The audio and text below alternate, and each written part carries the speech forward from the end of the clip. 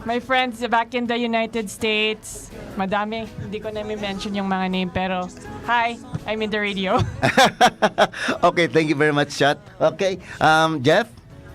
Yes. Hi, everyone.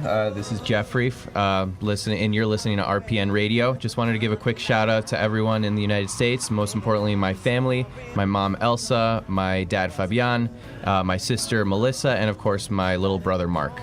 Yeah, thank you very much. How about the mom? Mom? Hi sa aking mga kapatid at kay mommy and it's my dad's birthday today. Yeah, happy birthday nga pala. Ano? Kay Dad Emiterio Ramos Senior. Okay. And then hello din sa mga Bembo clan here in Baguio. Hello sa mga friends, Vilma, Merly, hello. Ayan, okay. Ayan, maraming nanonood sa atin. Si Andrelyn Pinida. Di ba? Pamangkin ninyo to? Si Andrea. Hi, Andrea. Ay, nanonood siya ngayon. Si LG, yung isang pamangkin ko rin dyan sa season. At of course, may nanonood din sa Manila. Ay, yung mga kaibigan natin doon. At hello there. Ayan, dyan yung mayor ng season. Nanonood din si Danny Uy. Mayor Danny Uy. At shout out sa lahat, sa inyong lahat dyan na nanonood sa atin dyan sa season. At of course, nanonood din si Vito. Si LG, of course si Joey, nanonood din dito. Okay, thank you very much. Nga pala, sa mga taga BGMP rin, si 30 Macteo. Yan. Okay, thank you very much sa inyong mga panunod. So, oras po natin mga kaibigan, 8 minutes after the hour of 8 o'clock. At patuloy tayo sa pakikipagpanayam sa ating mga kaibigan dito, mga bisita natin. Siya nga pala, kasal ng isang anak ninyo, Madam Minnie bukas. Tell us something about it tomorrow, the big happening. Yeah, we're so excited sa kasal ng aking anak na si Junjun at saka si Angelica. Hello sa inyo ngayon. At saka miss ko na si Ray Ray, aking granddaughter. Okay, si Ray. Okay. At saan magaganap yung kasal? Sa PMA Church, and then Country Club will be the reception. Yan. Siguro that would be very exciting, no? Maraming mga bisita, mga kaibigan. Yeah, sobrang excited na kami lahat. Ayan. Okay, ayun, may tumatawag pa sa atin si Mrs. De Vera. But anyway, mga kaibigan, tayo ay babagitin din natin si Mrs. Luisa Ferrer, isa sa mga sponsors natin dito. At of course si Mrs. Virgie Mondero, yung Virgie's Dress Shop dyan sa May Mabini. Ayan, iba nating mga ano. Okay, balik tayo dito kay Jeff. Jeff, you arrived here in Baguio yesterday. And I bet, is this your second time? Yes, it is. Okay. So, what's your impression about Baguio? I love it a lot. It's we took a quick drive over here from Manila. It's really breathtaking the moment you arrive to the city and start making your way up the mountain. The geography is great. The people are so friendly. There's really nothing not to like here at Baguio. I see. How about the people that you met? They're all friendly. So I've met a lot of Cherry's family. They're all very kind, very sweet to me, and I'm very excited to meet more of them as the days go by. Oh, that's great. Okay, Cherry, matagal kang hindi nandito sa siyudad ng Baguio. Anong mga changes na nakita mo rito? Yeah, so like 2 years ago, we actually came here. I was like in the state for like 4 years, and I didn't see Baguio a lot. And the first thing I said to Jeffrey, like, Baguio has changed. Okay. I heard, Jeff, that you wanted to see again the Lion's Head Oh yes, of course. at Cannon Road. So, what impression do you have? So I'm looking forward to seeing it. I have not seen it yet. It's just Even though that, this is your second time? yes, it's the first time we weren't able to because I believe the road It was was closed. closed. Yes. Oh, I see. So we were out of luck. We'll ask Vladimir then to take you there. Absolutely. Okay, the Lion's Head. That's about several minutes drive from downtown, maybe about 10-15 minutes, something like that. If there's no So traffic. it's very near. Okay, Ma'am Minnie, last na nag-broadcast ka dito about several years back and you've been doing some newscasting here. Kaya mo pa kaya? Kaya ko pa, bakit hindi? Ayan. Medyo nag-interview ka pa ng mga politicians nung araw. Ano yung mga hindi mo makalimutan na pag-interview mo nung araw sa mga politicians? There was this, is he the congressman in Abra? Governor then. Governor then. Valera. Oo, may Okay. kini-question ako sa kanya tungkol sa results ng vote. Okay. So, what happened? Hindi niya ako sinagot and then like, hesitant siya. Oo. Mhm. Dahil? Dahil alam niya, there was an anomaly, something like that. Oo. Okay. Ano naman ang naging impression mo sa ating mga kapwa, mga media people here in the city of Baguio then? By then? By then, yeah, okay naman, mababait naman sila. And, Ayun. Okay. and they're actually doing their job, you know. But professionally, ma'am, what's your background? Background Yes. of what? Parang educational Oh attainment. yeah, I'm a graduate of Bachelor of Science in Civil Engineering. Imagine a civil engineer and then doing this kind of stuff. Naging broadcaster. Yan. But I actually like it, and I mean, mas gusto ko siyang work kaysa sa pagiging engineer. okay.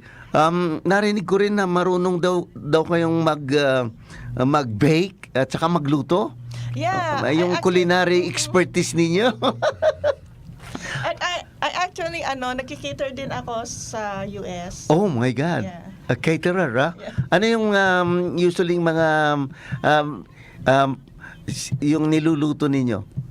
Para Usually Filipino foods, pero mas okay ako sa baking. Bibake ng mga breads, ganon, and cakes. Oh, I see. Okay. Chari, you've been married for 2-3 years ago? Last year. 1 year. 1 year ago. Yeah, 1 year ago. Last Um, year, yeah, we got married. I see. Do we see a baby forthcoming? Probably in the future. If it happens, it happens. Okay, Jeff. Which do you prefer, baby girl or baby boy? Ooh, that is a good question. Well, well, at the end of the day, Macky, I'm happy as long as the baby's healthy and we're a big family. But if I had to pick, probably a baby girl. A baby girl. Yeah. Yeah. Why?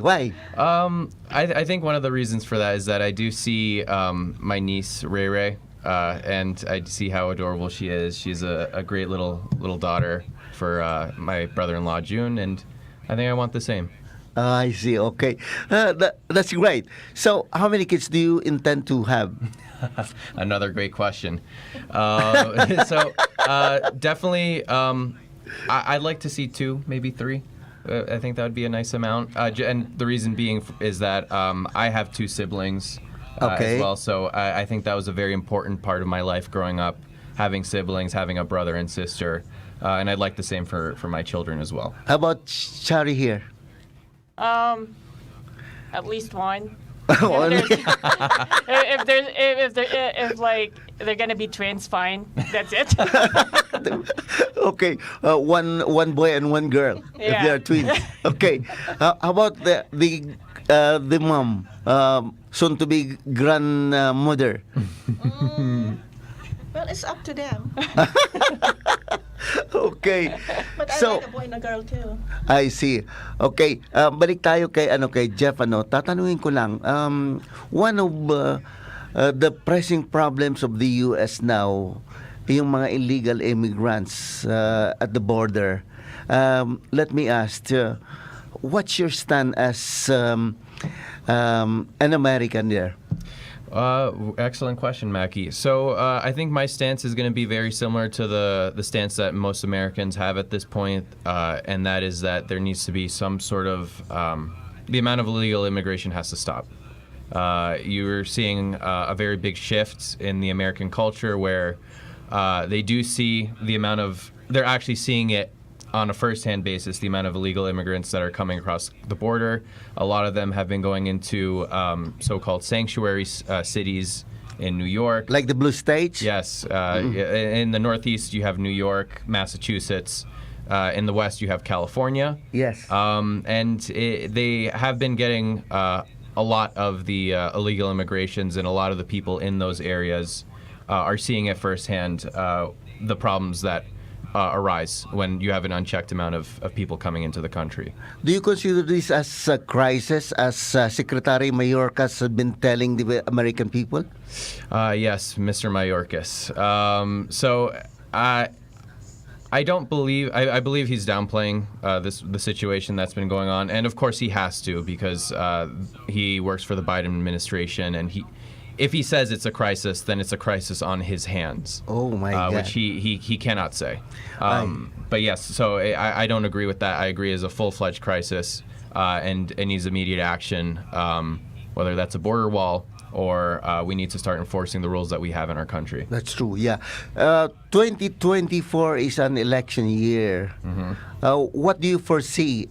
Will it be a return bout between Biden and that of Trump? I will say that there is a lot of time between now and November when Election Day for the United States will come. But if things hold the way they are now, and let's say the election were today, I do believe Donald Trump would win. All the polls suggest that right now. He is winning in many of the battleground states that are vital to his success. Michigan, South Carolina, Arizona, Georgia. You're going to see that he's 2 to 3 points ahead in most, if not all, of these states, which is very unprecedented for all the people listening. Just to give you some perspective, he was never ahead in those states in 2020 against Joe Biden, and he only lost by maybe half a percentage point in many of these states. Despite all the cases filed against him, just to disqualify him from the ballot? Yes, so that is actually a great point. So you're going to see that he has a lot of charges against him, many of them state, many of them federal. Yes. And I think a big issue, or at least many people believe that it is some sort of political persecution. And the reason I think the reason a lot of Americans think that is because all these charges came within the span of 2 to 3 months. And if you really you really dig deep into many of these charges, they're very vague. They don't appear to be charges that have been used many times in the past. And the penalties again are absurd for the charges being accused of. Largely political in nature. Yes. All those cases, so some sort of. Once the shock value of all these charges came, and I think as time goes on and people start to dig deeper into this, Americans are going to see that not only are they, a lot of them are ridiculous. Right. I think you're going to see that. That's the right term. Yes. I think you're going to see Trump persevere through a lot of them. Yes, that's my point. There's a lot of buzz about the cognitive facilities and faculties of your current president there, Biden. Yes, and most Americans have seen it gotten worse. Gotten worse. Yeah, so this has been an issue that many Americans have had with Biden, even back when he was the vice president for Barack Obama. He was never seen as a sharp man. by many Americans. I think the reason why he won in 2020 is because, first and foremost, he didn't go out much. He didn't really campaign. Mostly his excuse was the pandemic. But they also saw that he didn't seem as extroverted, or I don't want to say out there as Trump was. So in a time when the American people were going through the pandemic, he marketed himself as a way to return to normalcy. And I think his campaign capitalized on that, which is why he was able to just sliver out a win. There's even there are even talks that there's an unseen hand here there at the White House, the hand of Barack Obama. Is that true? Well, I don't know. I don't have much insight on that aside from you, but I will say that the Biden administration, or at least his campaign for re-election, has been making a lot of foolish decisions recently. Right.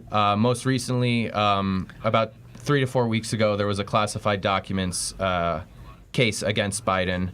The charges were dropped, which seemed great. It seemed like a great thing for the Biden administration, but once you read the fine print, the reason that the charges were dropped was because the prosecutor for the case saw that they believe that Biden, or at least his defense, would see it as they would go with the defense that, oh, he's a kindly old forgetful man, I believe was the quote. If you look into the case, you'll get the exact quote. But immediately Biden went into damage control to try to prove that he is not a kindly forgetful man, and then he proceeds to have a last-minute press conference where he does that exact thing. He forgets certain dates and times.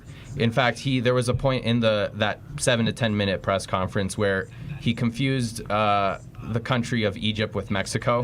That's right. Yes. Yeah, I've seen that. And he did it live on air. It's not a good look for the President of the United States, and the American people are seeing that. So we see the return of Trump. I'd say, if I'm not a betting man, but assuming Trump, God forbid, does not have a medical issue, I do see him returning. They are both old men. They are in their 80s. Yeah, so I believe Biden is 80, Yes. if not 81, and Trump is probably 3 years younger than him. That's right. That's right. So how about the Hunter Biden issue? Yes. So this has been a pain in Pain in the ass? yeah, well, yes. For the president? Yes, for many years now. Since 2020, this has been an ongoing issue. It's definitely has not helped his re-elect campaign by any means. Okay. And there's I think the thing that a lot of the American people are seeing is that unfortunately they've been lied to. So in 2020, when the Hunter Biden laptop story broke in October of 2020, there was an open letter by 50 heads of intelligence in the United States that said that the Hunter Biden laptop had the makings of a Russian disinformation plot. Yeah. Those 50 heads of intelligence lied to the American people. They knew it. They knew that it was the Hunter Biden laptop was legit. But nevertheless, Joe Biden went into the first debate using that as evidence to prove to the American people that it was not true. And unfortunately, a lot of Americans casted their vote in November based on that lie. Hunter Biden issue would be the Waterloo for Biden, I suppose. Oh, yeah. It's not going to go away as much as Yes. President Biden would like it to be. And it is going to be one of the many factors that put this into Trump's favor. Okay. Jeff, as a full-fledged American, you've been in touch, you've been in close contact with the Filipino community there in the U.S. How is your impression about this Filipino expatriates there in the U.S.? Can you repeat the question? Okay, I will rephrase it. You've been meeting Filipinos there, Filipino groups there in the U.S., especially now that you are married to a Filipina. So, how are they? So it's great. So you're going to find that the Filipinos in America are a very diverse group, both in terms of their politics, but also in terms of their day-to-day, I guess, objectives. So I have found that many of them are supportive of Trump. I have found others that are supportive of Biden. It's very split, but nevertheless, I think there are also going to be a group of people that are going to help decide this election as well. How about the Asian hate now, especially during the time of this blue president, the Democrats? Yes. So again, that was always a concern for Cherry and me when we were in New York. We did see a rise in Asian hate crimes both during the pandemic and then the years that followed. And it's still a big issue, I think, and especially for the Filipino community. Of course, everyone wants to feel safe in their communities. No one wants to feel that they can go out of their house and then be attacked for who they are. And again, it's just one of the many things in our political discourse that is going to be affecting the November election as well. Wow, I like that. Okay, ang bilis ng oras na po natin, oh. It's too time really flies that fast. Okay, mga kaibigan, it's been a pleasure having these three wonderful persons that we have now as our guest. Of course, in the persons of the mother, Ma'am Piel Morena, aka Minnie Ramos Bembo, and of course the eldest daughter, Chari. Chari, hindi mo pa na babanggit yung mga kaibigan mo dito na during your school days. Probably it's time for you to have a shout out of these friends that you have in the city of Baguio. I have a lot of friends, but like they're all over the place now. My friend Mergel is in California. Mergel? I've known her since like high school. Melger Calngan, yeah. Okay. I also have like Macky, Dana, and I have a lot of friends. And my friends back in New York, Mylene, Anna, Hannah. There's a lot to mention. Okay. Sige, okay. How about Ma'am Minnie? Mga kaibigan mo dito sa Baguio na matagal na mo hindi nakita. I only have two friends here, Vilma and Merly. Siguro nakikinig sila ngayon. Okay. So, yan. Jeff, your last word, of course. Very happy that you had me over this morning, Macky. Want to thank everyone listening. It's been a pleasure being here. I'm looking forward to spending more time in the Philippines during this trip and in the future. Okay. So, yan po mga kaibigan, that wraps up the program today. Ang bilis talaga ng oras. Kami po ay nagpapasalamat sa management and staff ng RPN DZBS. At bukas po yung kasal. We are lucky enough to to be part of that wedding tomorrow between Junjun Bembo and this wonderful lady named Angelica Kiambao. Shout out to Angelica Kiambao and her family sa aking balae. Ayan, Badet. Si Badet, yeah. Yan. What's the name of yung kanyang asawa? I forgot. Shout out din sa aking kapatid sa Buffalo City, si LV at saka yung kanyang asawa si Renal na nanonood sila ngayon at nakikinig. Shout out din sa aking kapatid na si Letty diyan sa may season. And all the relatives there. Si Albert Peralta nanonood din. Yung kanilang anniversary sa kanilang apo. Yung fraternity na apo. So sa ngalan pa rin ni Ray, thank you very much. And of course, sa ngalan pa rin ng ating station manager na si Ginoong Joel Cervantes. Ako pa rin po yung lingkod si Macky. Sa ngalan pa rin ni Chari, ni Ma'am Minnie, and of course Jeff here. A very, very good interview that we have here in this in the city of Baguio in this wonderful day of Sunday, March 3, 2024. Thank you very much. You look so beautiful in white. Yeah, yeah. Na, na, na, na.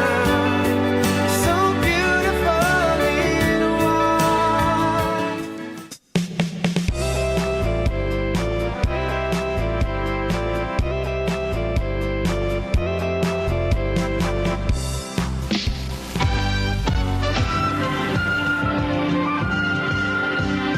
RPN DZBS Baguio. Ang Radyo Ronda ng buong Pilipinas.